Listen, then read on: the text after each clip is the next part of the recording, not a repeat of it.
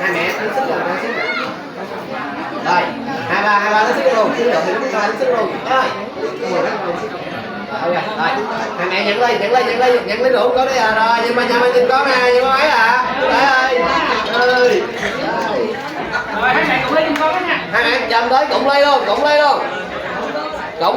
Rồi giữ tay nhìn mấy đâu ạ vô vậy thôi, 2 3 set giùm con ơi. Rồi 1 2 3 rồi 100% luôn mẹ ơi. Hết luôn. đó rồi không ra